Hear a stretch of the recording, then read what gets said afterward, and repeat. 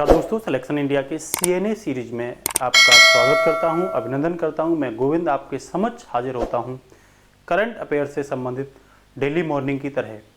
मान लीजिए आपके लिए एक मॉर्निंग डोज है, इसके क्लास के साथ ही अच्छी सुबह की शुरुआत करते हैं, ठीक है ना, जो आपके एग्जाम के लिए बहुत ही अमृत साबित होगी, ठीक है ना। तो जिसमें हमारा पहला जो मुद्दा है वो है दोस्तों, हाल ही में यूनेस्को ने किसी बायोस्फीयर रिजर्व का 5 देशों के बायोस्फीयर रिजर्व के रूप में नामित किया है।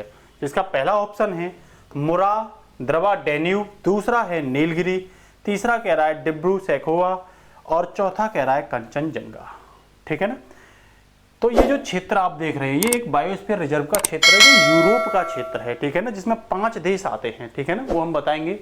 ये उस बायोस्फीयर रिजर्व का क्या है, क्षेत्र है। तो इसका ऑप्शन जो राइट ऑप्शन होगा वो मुरा द्रवा डैन्यूब होगा। ये मुरा द्रवा डैन्यूब तीनों यूरोप की नदियां हैं।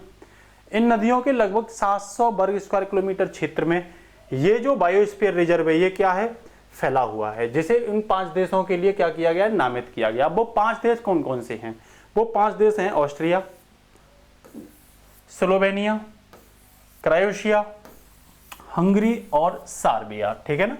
ये 5 देश शामिल किए गए हैं इसमें। इनके लिए बायोस्फीयर रिजर्व क्या किया गया है, नामित किया गया है। पूछ लेगा इसे यूरोप का अमेजन कहा जाता है, किसे कहा जाता है, तो इसी बायोस्फीयर रिजर्व को यूरोप का अमेजन कहा जाता है, ठीक है ना। अमेजन कहाँ पड़ता है, अमेजन जो जंगल है वो वन जो है वो ब्राजील में पड़ते हैं, ठीक है ना। अब वो कह रहा है कि यूरोपियन ग्रीन डील के एक महत्वपूर्ण योगदान का प्रतिनिधित्व करता है। ये जो बायोस्फीयर रिजर्व है वो जो यूरोप में ग्रीन डील है उसके लिए क्या करता है, ये महत्वपूर्ण योगदान के रूप में काम करता है। ग्रीन डील मतलब पर्यावरण से रिलेटेड एक्टिविटीज करना, ठीक है ना, उसमें कार्बन एमिशन को बचाना। ऐसा कुछ यूरोप ने क्या किया है, काम किया। यूरोप ने बोला है कि हम 2050 तक क्या करेंगे, जीरो कार्बन अपने यहाँ उत्पादन करेंगे, ठीक है ना। तो अब वो क्या कर रहा है, यूरोपियन संघ की जैव विविधता रणनीति के लिए कार्य में भी ये क्या होगा, सहायक होगा। जो यूरोपियन ने जैव विविधता को बढ़ाने के लिए जो प्लान बनाए हैं उसमें भी ये क्या करेगा, कारगर साबित होगा, योगदान करेगा, है ना। यह यूरोप का सबसे बड़ा क्या है, नदी संरक्षित क्षेत्र है। इससे बड़ा यूरोप में कोई भी नदी संरक्षित क्षेत्र नहीं है। बोल रहे हैं इस बायोस्फीयर रिजर्व में लगभग 9 लाख के करीब लोग रहते हैं, ठीक है ना। इसे दुनिया का बोल सकते हैं, यह दुनिया का ऐसा पहला बायोस्फीयर रिजर्व है जो 5 देशों के लिए क्या किया गया है, नामित किया गया, जिसमें 5 देशों का हिस्सा है, ठीक है ना। भारत के बारे में अगर हम बात करें तो भारत में वर्तमान में 18 बायोस्फीयर रिजर्व हैं। कितने हैं, 18।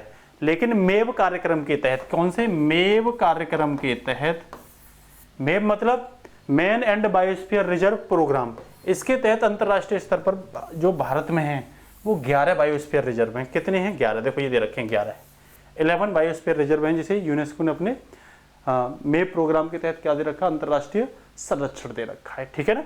इसी के साथ जो नेक्स्ट क्वेश्चन है वो है, हाल ही में क्लाइव सिनक्लेयर जिनका 81 वर्ष की उम्र में क्या हुआ है, निधन हुआ है, ठीक है ना।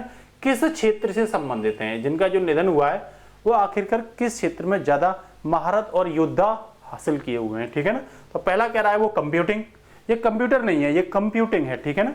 दूसरा कह रहा है मिसाइल क्षेत्र से, तीसरा कह रहा है अर्थव्यवस्था क्षेत्र से और फोर्थ कह रहा है अंतरिक्ष क्षेत्र से, ठीक है ना। तो ये जो आपको फोटो दिखाई दे रहा है ये कौन है, यही है क्लाइव सिनक्लेयर, ठीक है ना। 81 साल की उम्र में हाल ही में क्या इनका निधन हुआ है। इनके हाथ में आपको ट्रांजिस्टर दिखाई दे रहा होगा, ठीक है ना। और देखो ये मोटर व्हीकल, इलेक्ट्रिकल से व्हीकल चलाने वाली गाड़ी भी दिखाई दे रही होगी, ठीक है ना। तो ये किस चीज के लिए फेमस हैं, तो ध्यान रखना इन्होंने जो महारत हासिल किया है वो कंप्यूटिंग में किया है। किस क्षेत्र से हैं ये, कंप्यूटिंग क्षेत्र से हैं। आइए जानते हैं इनके बारे में कुछ महत्वपूर्ण इंफॉर्मेशन, ठीक है ना। तो इनके बारे में जब इंफॉर्मेशन की बात करते हैं तो ये बोल रहे हैं ये कौन है, ये एक महान आविष्कारक हैं, ठीक है ना, जिनका जन्म कहाँ हुआ है, 1940 में लंदन में हुआ है। कहाँ हुआ, 1940 में लंदन में। बोला जा रहा है कि ये पिछले दशक से कैंसर से पीड़ित थे, ठीक है ना, कैंसर से पीड़ित थे। बोल रहे हैं 17 साल की उम्र में इन्होंने स्कूल छोड़ दिया था और ये तकनीकी पत्रकार बनना चाहते थे, ठीक है ना, इसलिए स्कूल छोड़ दिया कि ये तकनीकी रूप से क्या बने, पत्रकार बने, ठीक है ना। इसके बाद इनकी और इन्फॉर्मेशन जब हम देखते हैं तो वो जानकारी हमें मिलती है कि 22 वर्ष की उम्र में इन्होंने मेल ऑर्डर रेडियो किट को तैयार कर दिया था, मेल ऑर्डर रेडियो किट को तैयार कर दिया और उससे पर्पज में एक कंपनी और बना ली, जो दुनिया में सबसे छोटे निर्माण रेडियो की क्या बनी थी, कंपनी बनी थी। ये वो व्यक्ति भी हैं जिन्होंने दुनिया में सबसे छोटे ट्रांजिस्टर रेडियो का क्या किया था, निर्माण किया था। अभी हमने फोटो में दिखाया था, ये जो हाथ में लिए कान पे थे वो सबसे छोटा दुनिया का क्या था, ट्रांजिस्टर रेडियो था, जिसे किसने बनाया था, क्लाइव सिनक्लेयर ने बनाया था। ठीक है ना, तो इन इन्फॉर्मेशन को भी याद रखना है। ठीक है ना, अब बोल रहा है वो कि 1972 में इन्होंने पहला पोर्टेबल इलेक्ट्रिकल कैलकुलेटर बनाया था। पहला पोर्टेबल, जो पोर्टेबल इलेक्ट्रिकल कैलकुलेटर है उसका श्रेय भी किनको जाता है, इन्हीं को जाता है। ठीक है ना, उनका जो पहला उत्पाद है वो क्या था, वो था सिनक्लेयर ZX80, सिनक्लेयर ZS80 था। ये वर्ष 1980 में इन्होंने क्या किया था, लॉन्च किया था। ठीक है ना, सिनक्लेयर ZX18 को। अब कह रहा है वो दुनिया भर में $100 बिलियन से कम में बिकने वाला कंप्यूटर किन्होंने बनाया था, इन्होंने ही बनाया था, जिसकी कीमत $100 बिलियन से भी कम थी, सॉरी $100 से भी कम थी, बिलियन नहीं है, केवल $100 से कम थी। सबसे सस्ता कंप्यूटर इन्होंने बनाया था, जो कब बनाया था, 1982 में बना के दिया था। ठीक है ना, और क्या बनाई थी इन्होंने, एक बैटरी से चलने वाली ट्राई साइकिल सिनक्लेयर C5 को बनाया था 1945 में, जिस पर ये बैठे हुए थे, मैंने दिखाया था फोटो में, जिस पर ये खुद बैठे हुए थे, तो ये इससे बैटरी से चलने वाली थी। ठीक है ना, इसका भी श्रेय इन्हीं को जाता है। इस बढ़िया काम के लिए ब्रिटेन सरकार ने इनको नाइट की क्या दे रखी थी, उपाधि भी दे रखी थी। तो इनके बारे में जानने के बाद फिर हम चलते हैं अगले क्वेश्चन की ओर। तो आगे जो क्वेश्चन है दोस्तों वो ये क्वेश्चन है, देखिए, विश्व रोगी सुरक्षा दिवस, कौन सा, विश्व रोगी सुरक्षा दिवस किस दिन को मनाया जाता है। पहला कह रहा है वो ऑप्शन 18 सितंबर, दूसरा कह रहा है 14 सितंबर, तीसरा कह रहा है 15 सितंबर और फोर्थ कह रहा है 17 सितंबर। देख लेते हैं डायग्राम क्या दर्शाना चाह रहा है। डायग्राम ये दर्शाना चाह रहा है कि डॉक्टर और रोगी के बीच एक तालमेल है, जिससे रोगी की क्या हो रही है, इसमें सुरक्षा हो रही है, ये दिखाया गया है। ठीक है ना, ये डायग्राम यही दर्शाता है। ठीक है ना, अब वो ये बोल रहे हैं इसका आंसर जो होगा वो आंसर होगा इसका 17 सितंबर। ध्यान रखना, विश्व रोगी दिवस कब मनाया जाता है, 17 सितंबर को मनाया जाता है। ठीक है ना, इसके साथ ही इसके बारे में क्या बोल रहे हैं, पहले तो बात ये दिवस प्रतिवर्ष को मनाया जाता है, हर साल ये मनाया जाता है। इस साल की जो इसकी थीम है वो है safety in maternal and newborn care, safety in maternal and newborn care. ठीक है ना, यह थीम जन्म क्या दर्शाना चाह रही है, जन्म से पहले और बाद में महिलाओं की कुशल देखभाल को बढ़ावा देती है, ताकि गर्भावस्था में जो भी संबंधित जटिलता आती हैं उनसे होने वाली मौतें जो होती हैं, जो गर्भावस्था के समय होती हैं, उन मौतों को क्या किया जा सके, रोका जा सके। ठीक है ना, तो ये थीम भी याद रखोगे, safety in maternal and newborn care. ठीक है ना, और क्या बोल रहा है इसके बारे में, और कह रहा है वो इस साल का दिवस का उद्देश्य क्या था कि प्रसव के दौरान जो मातृत्व और नवजात थे उनके सुरक्षा के मुद्दों पर वैश्विक ग्लोबल अवेयरनेस पैदा की जाए, वैश्विक जागरूकता फैलाई जाए, बच्चे की भी और माँ के लिए भी। जो भी संकट आते थे, कब नवजात जो बच्चा होता था प्रसव के दौरान, ठीक है ना, उन संकटों से निकाला जाए, उस पर मतलब चर्चा की जाए। ठीक है ना, अब वो कह रहा है इसे किसने, तो देखो WHO ने, इसने कहा आज के दिन WHO ने सभी हितधारकों से सुरक्षित और सम्मानजनक बच्चे के जन्म के लिए कार्य करने का क्या किया है, आग्रह किया है। ठीक है ना, इसी के साथ वो कह रहा है कि साथ ही कार्यक्रमों का आयोजन और स्मारकों को नारंगी रंग में रोशन, कौन से रंग में, ध्यान रखना, जो स्मारक है जहाँ कार्यक्रम होंगे उनको नारंगी रंग में रोशन करने के लिए वैश्विक अभियान शामिल होने का भी क्या किया है, WHO ने आह्वान किया है। ठीक है ना, बोलेगा कब इसकी स्थापना हुई थी, तो इसे मनाने की जो स्थापना हुई थी तो 72वीं विश्व स्वास्थ्य सभा द्वारा, है ना, 72वीं विश्व स्वास्थ्य सभा की मीटिंग थी, उसमें इसे उसी दिन से इसे क्या किया जाता है, सेलिब्रेट किया जाता है। ये वर्ष था 2019। ठीक है ना, तो जो 72वीं विश्व स्वास्थ्य सभा थी उसकी 2019 में जो बैठक थी उसमें इसको क्या किया गया था, मनाने की घोषणा की गई थी। ठीक है ना, इसके साथ ही आगे जो क्वेश्चन है वो ये है, हाल ही में संयुक्त राष्ट्र विश्व पर्यटन संगठन, यूनाइटेड नेशन वर्ल्ड टूरिज्म संगठन UNWTO द्वारा भारत की 3 गांवों को सर्वश्रेष्ठ पर्यटन के रूप में, किसके रूप में, सर्वश्रेष्ठ पर्यटन के रूप में गांव की श्रेणी में पुरस्कृत करने के लिए क्या किया गया है, शामिल किया गया, जिनमें से शामिल नहीं है। ऐसा कौन सा गांव है जिनमें से जो 3 गांव में शामिल नहीं है, जो सर्वश्रेष्ठ पर्यटन का उनको क्या दिया जाएगा, UNWTO के द्वारा पुरस्कार दिया जाएगा, जिसमें पहला गांव है लादपुरा, ये लाड़ नहीं है, लाध, ठीक है ना, लादपुरा खास, दूसरा है पोचमपल्ली, तीसरा है केशवपुर गडराना, फोर्थ है कोंगथोंग, ठीक है ना।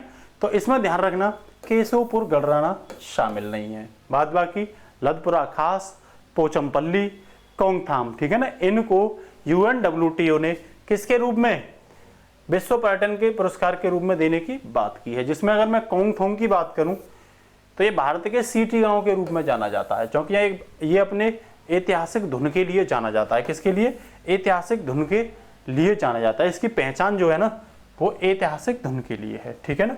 बोल रहे हैं यहाँ पे कुल 10 प्रमुख वंश बसते थे, है ना, इस गांव में कुल 10 प्रमुख वंश जो है वो बसते हैं। और यह गांव धुन देने के लिए एक प्राचीन परंपरा का क्या है, स्थल है धुन देने के लिए, ठीक है ना।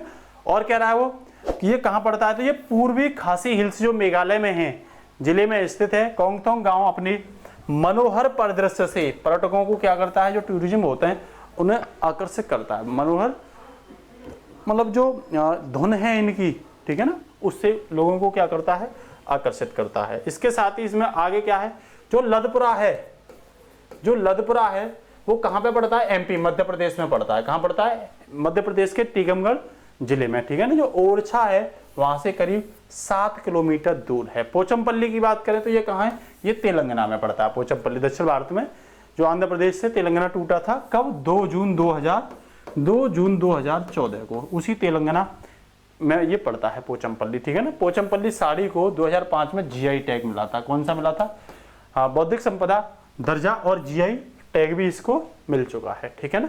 इसके साथ ही अगला जो क्वेश्चन है वो ये है, हाल में किस कैबिनेट मंत्री को पद पर रहते हुए क्या किया गया, गिरफ्तार किया गया। हाल में किस कैबिनेट मंत्री को पद पर रहते हुए गिरफ्तार किया गया है। पहला कह रहा है वो नारायण राणे, दूसरा कह रहा है अब्बास नकवी, तीसरा कह रहा है अनुराग ठाकुर, और फोर्थ कह रहा है भूपेंद्र यादव। तो ध्यान रखना, जो आप इमेज देख रहे हो उस इमेज में एक तरफ शरद कुमार हैं, एक तरफ नितिन गडकरी हैं, और एक तरफ नारायण राणे हैं। तो इनको जो आप देख रहे हो, इनको हाल में पद पर रहते हुए क्या किया गया, गिरफ्तार किया है। और ये गिरफ्तार होने वाले भारत के तीसरे कैबिनेट मंत्री हैं। कौन से कैबिनेट मंत्री हैं, 3rd कैबिनेट मिनिस्टर, ठीक है ना। तो इनसे पहले और कौन कौन रहे हैं, तो देखो नारायण राणे जो है वो गिरफ्तार होने वाले तीसरे कैबिनेट है। इनसे पहले 2 और रहे हैं, ठीक है ना। पहले रहे हैं TR बालू, ठीक है ना, दूसरे रहे हैं मुरसोली मार, ठीक है ना। ये 2001 में गिरफ्तार किए गए थे कैबिनेट मंत्री के पद पर रहते हुए, ठीक है ना। अब बात आती है गिरफ्तारी की प्रक्रिया क्या है, इन सदस्यों की गिरफ्तारी की आखिरकार कोई तो प्रक्रिया होगी ना, तो वो प्रक्रिया क्या है, ठीक है ना। गिरफ्तारी प्रक्रिया आप देख भी रहे हैं, हेडिंग क्या है, गिरफ्तारी प्रक्रिया। तो ये बोल रहा है कि यदि संसद का सत्र चालू नहीं है, ठीक है ना, तो कैबिनेट मंत्री को उसके खिलाफ आपराधिक मामलों जो दर्ज होते हैं, उन आपराधिक मामलों के दर्ज होने पर कानूनी प्रवर्तन एजेंसी द्वारा, ED द्वारा गिरफ्तार किया जा सकता है। कब, जब सत्र नहीं चल रहा होता है।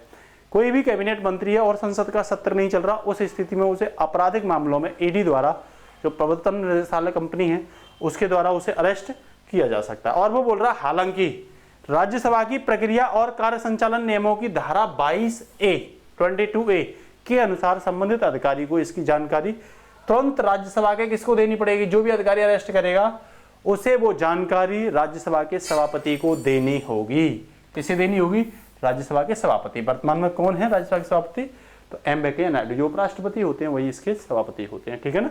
तो और क्या कह रहा है, किसी भी सांसद को सभापति की अनुमति के बिना, चाहे सत्र चल रहा हो चाहे सत्र नहीं भी चल रहा हो, बिना उनकी अनुमति के बिना परिसर में घुसकर क्या नहीं कर सकते, गिरफ्तार नहीं कर सकते। एक धारा और है सिविल प्रक्रिया की धारा 135, ये बोलती है कि सांसद को दीवानी मामलों में, जो दीवानी मामले होते हैं, ठीक है ना, फौजदारी नहीं, दीवानी मामले, जमीन के, संपत्ति के, किराए के, तलाक के, ये सब मामले दीवानी मामले होते हैं, में जारी रहने के दौरान उसे इसके शुरू होने के 40 दिन पहले और समापन के 40 दिन बाद तक गिरफ्तारी से स्वतंत्रता है। इसका विशेषाधिकार अपराध के मामलों में नहीं है। मेरा कहने का मतलब ये है कि यदि उस पर सिविल मामला है तो उसे सत्र जो पहला दे रखा है उसने कि जो सत्र चल रहा है उससे 40 दिन पहले उसे गिरफ्तार नहीं कर सकते और सत्र खत्म होने के 40 दिन बाद तक उसे गिरफ्तार नहीं कर सकते। लेकिन जो क्रिमिनल एक्टिविटीज हैं, अपराधी मामले हैं, उनमें उस सांसद को गिरफ्तार किया जा सकता है। लेकिन राज्यसभा के सभापति से क्या लेना होगा? अनुमति लेनी होगी, ठीक है ना। इसके साथ ही अब जो आगे है अगला क्वेश्चन वो ये है, हाल ही में ड्राई राशन योजना किस राज्य ने शुरू की? कौन सी योजना? ड्राई राशन योजना, ठीक है ना। तो ये आप फोटो देख रहे होंगे, ये उड़ीसा के मुख्यमंत्री नवीन पटनायक हैं, ठीक है ना। तो इन्होंने ही, उड़ीसा सरकार ने हाल में ड्राई राशन योजना क्या की है? लॉन्च की है। तो इसका आंसर क्या होगा? डी होगा, ठीक है ना। तो उसमें क्या है कि जो प्रवासी मजदूर हैं, ठीक है ना, उनको कोरोना टाइम तक क्या दिया जाएगा? फ्री में राशन दिया जाएगा, ठीक है ना। तो ये बोल रहा है इस योजना में उन प्रवासी और कामगारों को भी शामिल किया जाएगा जिनके पास राष्ट्रीय खाद्य सुरक्षा अधिनियम के तहत क्या नहीं है? राशन कार्ड भी नहीं है, उनको भी इसके तहत क्या मिलेगा? राशन कार्ड मिलेगा, है ना।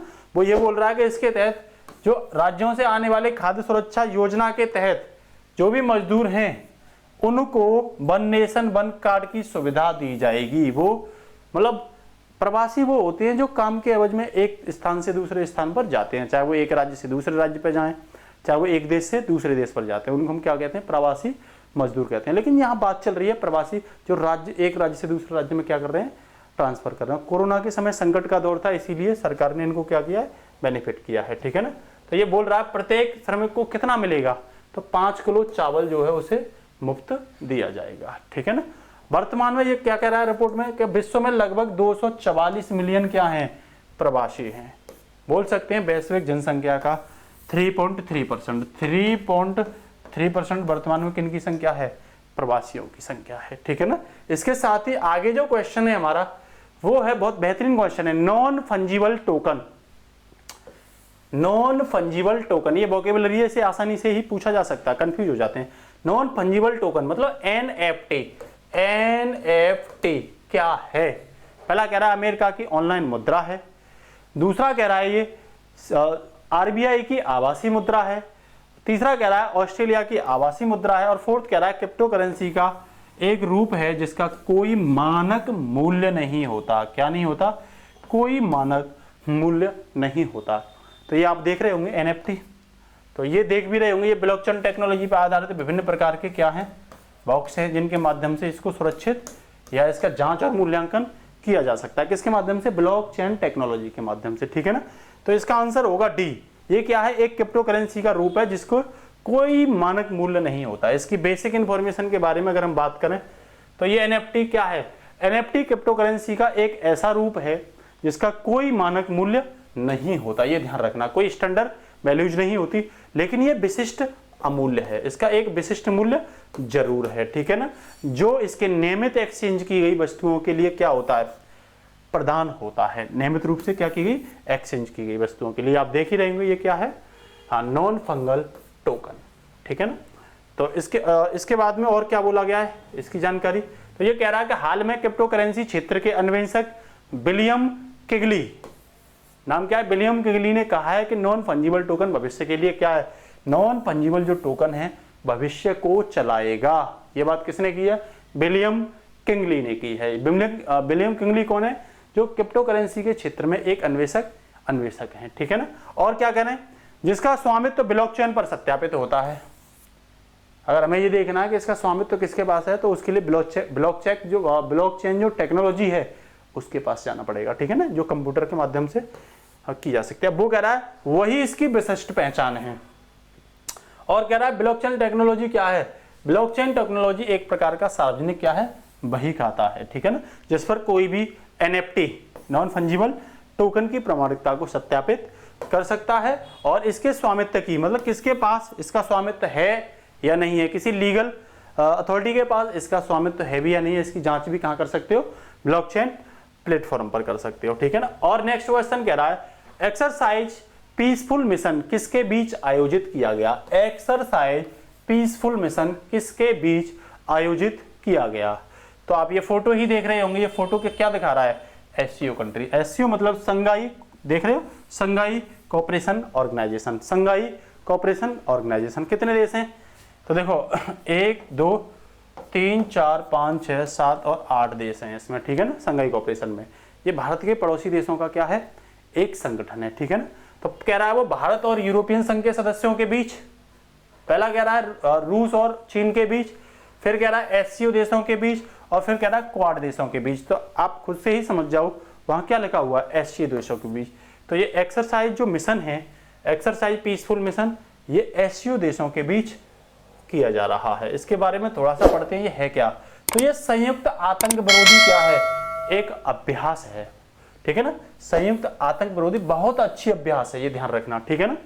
जिसके 6वें संस्करण की मेजबानी कौन कर रहा है, रूस कर रहा है। कब से कब तक, 13 से 25 सितंबर तक ये चलेगा, ठीक है ना। इसका आयोजन, अगर आयोजन की बात करें तो शंघाई सहयोग के संगठन जो देश हैं उनके बीच यहाँ पे क्या किया जाएगा, मिलिट्री डिप्लोमेसी क्या की जाएगी, जो मिलिट्री है उसमें कूटनीतिक तरीके से काम किया जाएगा, ठीक है ना।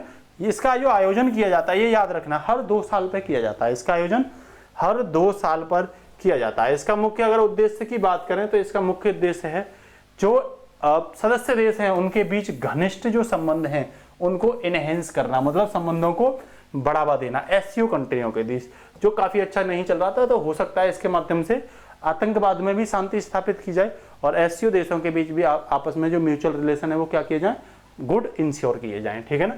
अब अगला क्वेश्चन कह रहा है, किस राज्य या केंद्र शासित प्रदेश ने वन ग्राम पंचायत वन डिजी पे सखी, वन ग्राम पंचायत वन डिजी पे सखी नामक एक नया मिशन शुरू किया है। पहला कह रहा है वो उड़ीसा, दूसरा कह रहा है आसाम, तीसरा कह रहा है जम्मू एंड कश्मीर और फोर्थ कह रहा है लद्दाख। तो ये जो आपको दिखाई दे रहे हैं ये मनोज सिन्हा है, और मनोज सिन्हा इस समय कौन है, जम्मू एंड कश्मीर के वाइस गवर्नर, मतलब उपराज्यपाल हैं, लेफ्टिनेंट गवर्नर हैं, उपराज्यपाल हैं ये। तो आप पहचान सकते हो ये मिशन किसने लॉन्च किया होगा।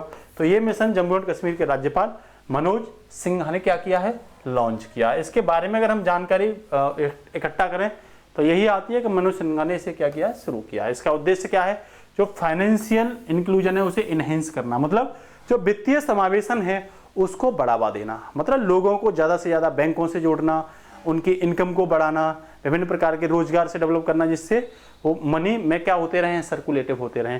तो वित्तीय समावेशन को क्या है, बढ़ावा देना, रोजगार क्रिएट करना, ठीक है ना। तो ये मिशन स्टार्ट किया गया है।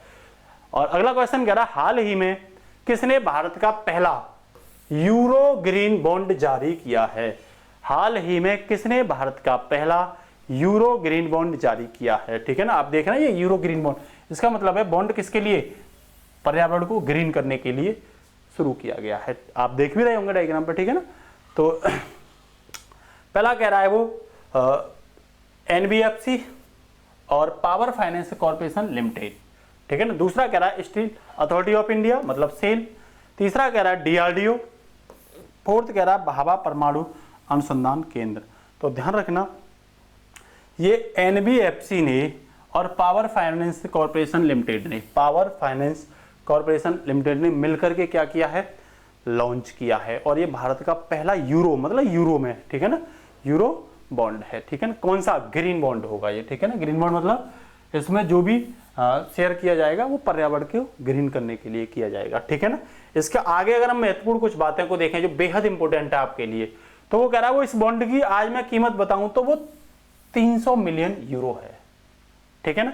ये बॉन्ड जो है 7 वर्ष के लिए क्या किया जाता है, जारी किया जाता है, 7 ईयर के लिए जारी किया जाता है। इसका मकसद ही क्या होगा, जो क्लीन एनर्जी है और ग्रीन एनर्जी है उसको बढ़ावा देना, ठीक है ना। ऐसी एनर्जी जो कार्बन एमिशन को क्या करती है, कम करती है, कार्बन एमिशन उसमें नहीं होता है, ठीक है ना। अब वो कह रहा है पावर कारपोरेशन लिमिटेड की स्थापना कब हुई थी, तो ये 16 जुलाई 1986 को हुई थी। याद रखना, जुलाई के मंथ में बर्थ, 1986 में इसकी क्या हुई थी, स्थापना हुई थी। पूछ लेगा इसका हेडक्वार्टर क्या है, तो नई दिल्ली में, न्यू दिल्ली में क्या है इसका हेडक्वार्टर है। इसके अध्यक्ष और प्रबंध निदेशक कौन है, तो ध्यान रखना इसके अध्यक्ष और प्रबंध निदेशक हैं आर.एस. ढिल्लन। कौन है, आर.एस. ढिल्लन। इसके साथ ही कह रहा है कि भारत का पहला नगर निगम नगर पालिका ग्रीन बॉन्ड किसने जारी किया, भारत का पहला, है ना, नगर पालिका ग्रीन बॉन्ड कह रहा है। तो ये गाजियाबाद की जो नगर निगम है उसने जारी किया था, ठीक है। किसने जारी किया, गाजियाबाद की जो नगर निगम है उसने जारी किया। अगला कह रहा है भारत का पहला सामाजिक प्रभाव बॉन्ड ये महाराष्ट्र के जो ट्रामे है, पुणे जिले की जो पिपरी चिंचवड़ नगर निगम है, पिपरी चिंचवड़ नगर निगम ने जारी किया था, ठीक है ना। पूछ लेगा भाभा एटॉमिक रिसर्च सेंटर कहाँ है, ठीक है ना, तो भाभा अनुसंधान केंद्र है ट्रामे। ट्रामे कहाँ पड़ता है, मुंबई महाराष्ट्र में पड़ता है, ठीक है ना। इसके अध्यक्ष कौन है, तो इसके अध्यक्ष जो है वो है देखो ये रहे अजीत कुमार मोहिली। इसके अध्यक्ष कौन है, अजीत कुमार मोहिली इसके अध्यक्ष हैं, ठीक है ना। इसके अध्यक्ष जो हैं वो अजीत कुमार मोहिली हैं, अजीत कुमार मोहिली, ठीक है ना। भारत का प्रथम परमाणु केंद्र कहाँ है, तो ये भाभा परमाणु अनुसंधान है, भारत का प्रथम परमाणु केंद्र भाभा परमाणु अनुसंधान केंद्र, ठीक है ना। अब ये पूछ लेगा भारतीय परमाणु कार्यक्रम के जनक कौन है, तो हर कोई जानता है इनको, डॉक्टर होमी जहांगीर हैं, ठीक है ना। डॉक्टर होमी जहांगीर जो भारत परमाणु कार्यक्रम के कौन है, जनक है, इन्हीं को इनका श्रेय जाता है। Bhabha steel authority of India की पहली महिला सीईओ कौन है, तो ये सोमा मंडल बनी है। किसकी, Bhabha steel authority of India की पहली महिला सीईओ ये कौन बनी है, सोमा मंडल बनी है, ठीक है ना।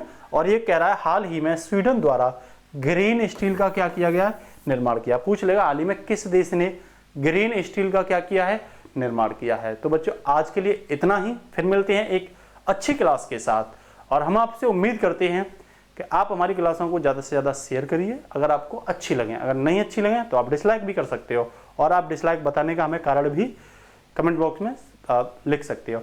और एक जानकारी दे देता हूँ, करंट अफेयर्स की पूरी जो PDF है आपको वीडियो की डिस्क्रिप्शन बॉक्स में मिल जाएगी, और सिलेक्शन इंडिया नाम से टेलीग्राम पर भी इसकी PDF पड़े हुई हैं। आगे के लिए हम आपके लिए ऐसे ही इंपॉर्टेंट क्लास लाते रहेंगे। थैंक यू दोस्तों।